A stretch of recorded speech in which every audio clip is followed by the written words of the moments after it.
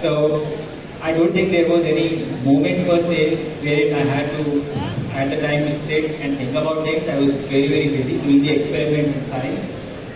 However, more than spiritualism, I feel that the unique perspective that space offers you, looking back at Earth, that definitely is very transformational in nature.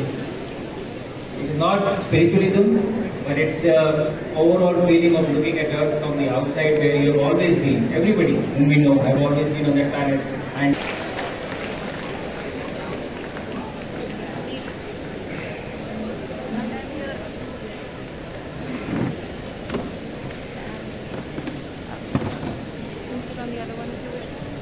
check. Adya Mishra, Kanpur Road, 12. Considering the delicate balance between life support systems, propulsion and navigation in space, which single technological system did you feel was the most vulnerable, and how did you mentally prepare for that risk? Adya Mishra, I think you are qualified enough to join ISRO immediately after this. That's a great question. The difference between a human spaceflight mission and a non-human spaceflight mission like satellites is the human inside. And to sustain the human life, you need the environmental control and life support system. That becomes very critical. So, although there is a lot of expertise on the propulsion, thermal, electrical systems, but development of an environmental control and life support system is very challenging. And I think that is where a lot of research is happening. And that is where we will need contribution from all of you. So that would be my answer to your question. Thank you. Virji.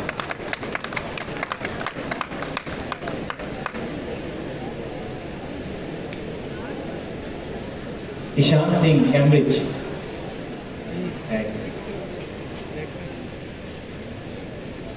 When you were training for space, did you ever fail at something? How did you use that failure to move forward? All the time. Almost every day. And I think not just training, when we travel to space and you go there for a mission for 2 weeks, we ended up staying for 18 days, and you have trained so much in last 1 year, and you go with a mission with your objectives that you have to do certain science and a lot of experiment, but your environment changes and you have to learn everything. You have to learn to walk, you have to learn to not walk, you have to learn to float. You have to float, you have to learn to sleep, learn to read. We make silly mistakes. We make mistakes, we fail at something, we don't complete our experiment sometimes. And it is very frustrating. You feel that you have trained so much, you are so qualified, and then you make mistakes. But the catch is that mistakes do happen. Everybody makes mistakes. And it's not a failure if you make a mistake. You fail at something. That activity is not a failure. And when you fail, you learn from it. It doesn't remain a failure anymore. You have turned it into success already, because that mistake has taught you something that you'll apply in your next attempt. So I think failure, you do fail at things, but it never becomes a failure. So that is my answer.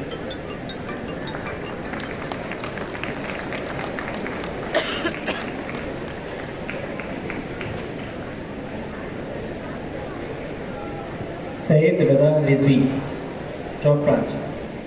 Your journey has made every Indian proud. As you return home, what do you feel is India's unique strength that will define its place in the global space exploration community? That is a great question, and my answer to you is all of you sitting on the stage and all of you sitting in the audience. That is our unique strength, but we just need to capitalize on this strength. And I want a promise from all of you that you will help us reach the top leaderboard or the leadership position in the global space exploration. So this what I see right now is our unique strength. What was the most surprising part of your mission which taught you something new about human life? Oh, like I said, everything. When you land up in space, after 39 years having lived here on Earth, you suddenly reach an environment which is totally new. You actually become like a child. You have to learn to eat, you have to learn to move, I would say float, you have to learn to sleep. Everything changes in your body. And so it teaches you so much about human body, because our body has never known this environment of microgravity. Like, we have always evolved in gravity, and this is what it knows. It goes into a new environment, a lot of changes happens in your body. Your entire fluid or blood, it shifts to your head becomes bigger, your heart starts beating slowly because it doesn't have to work against gravity to pump blood to your vein.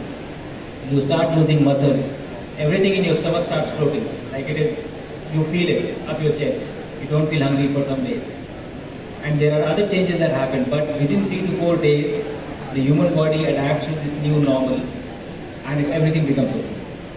And it is all right now. After that, that is your new normal. And when you come back again after 20 days, you have to readjust. The body has forgotten how it is to be in gravity. So this felt so heavy to me when I came back. I held it and my hand went down because I was not used to this. My mind had forgotten of how it feels to be in gravity again. So I think the biggest learning for me is that human body is a marvel, and it is so fascinating that how quickly it can adapt to certain new conditions, and then how quickly it can adapt back when the environment changes. That was the lesson for me. Gave you the most exciting results. So I did 7 Indian experiments and other 4 which were global. Personally, I liked working on the myogenesis, the stem cell research that we were doing to prevent muscle degeneration. That was very fun to work with because there is a special equipment that you have to use, and that equipment is mounted on a wall. So you have to get up and you stick on the wall sideways, and then you are doing science inside a closed volume with a headset on your ear, and you put a fan next to your head because you are going to be in this position for 3 hours, 3.5 hours, because that is a long experiment.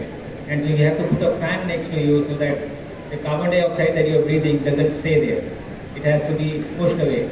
So this entire setup was very unique, and I really enjoyed working in this experiment, and the results fascinating. I think the researchers really found a way of adding supplements to accelerate this, and they showed great results even when we were in orbit. So I'm very excited about seeing what they publish in the coming months.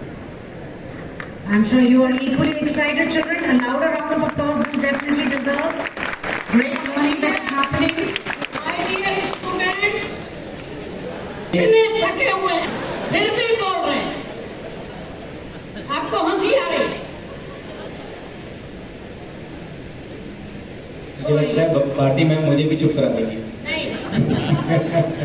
आपने वो करके दिखाया है, जो कोई करके दिखाए तो उसको सुनने के लिए बच्चे सब कुछ छोड़ के आए हैं, पर भूल गए कि क्या करना।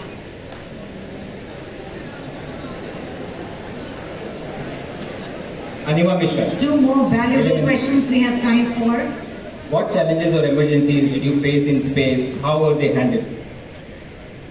So we did have 2 situations. One, while we were working, we had a fire alarm go off on the International Space Station, and so you have to respond. You train for it, and if there is a fire alarm that comes, then you will wear your mask, oxygen mask, and then you will get to a place and then try to figure out what happens. Fortunately, it was not a real fire; it was a false alarm. So that was one. And second was a warning from ground that there may be a conjunction event, which is there is a lot of space debris, a lot of small articles that are floating because, let's say, like it's pollution of space, but there are a lot of small articles which are obviously tracked. So there was a warning that there may be one article which will come very close to the station. So we had to respond accordingly. Again, the station can be moved away. It can be propulsion can be used to take it away, and again, didn't happen. It was slightly farther than what it was initially imagined. But these were the 2 things, major things that happened during my stay while we were upon orbit.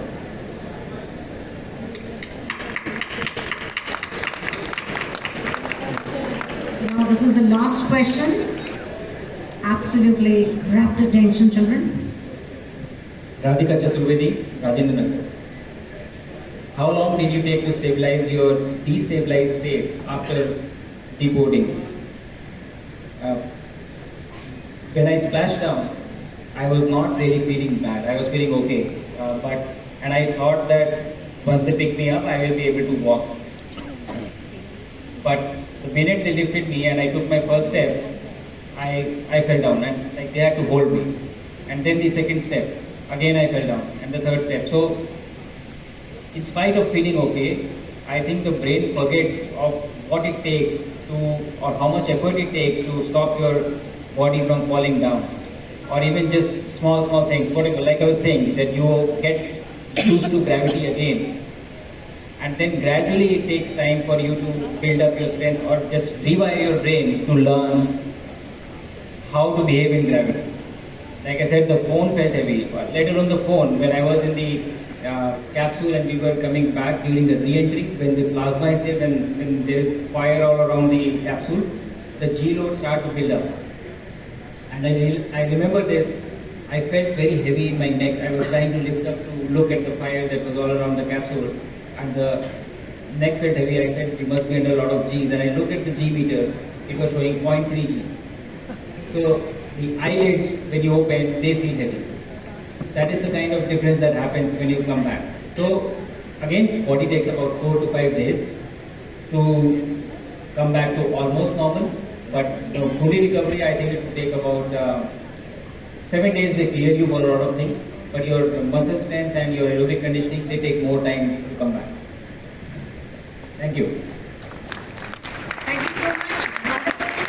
I think we have to come to an end of this wonderful session of questions and answers.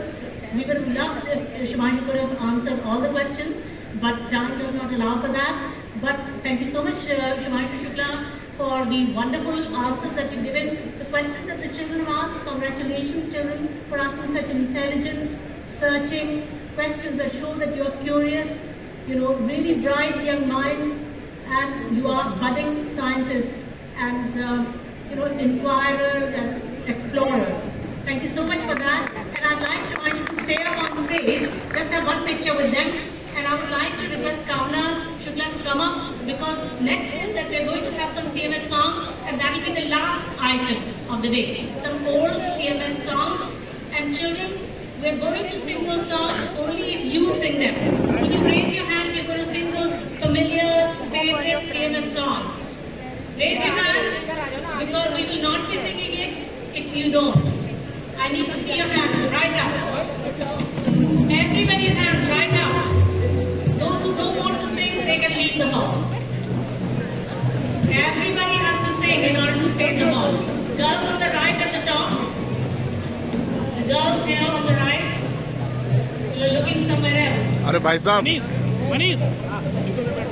Thank you. Okay.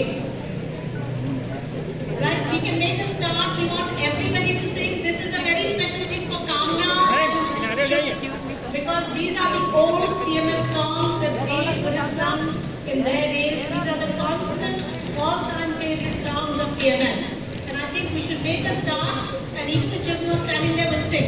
Can we make a start right away? Can we have the libretto on the top? Immediately start the songs. Shukla and Kamna, we request you to come up on stage and sing the song. The principals of CMS, quickly, can you come up right up within 30 seconds?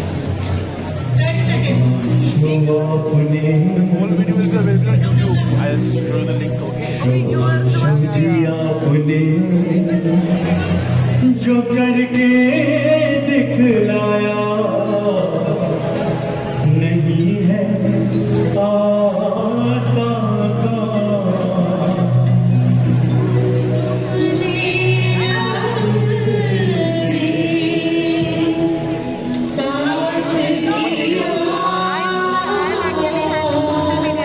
अच्छा, okay.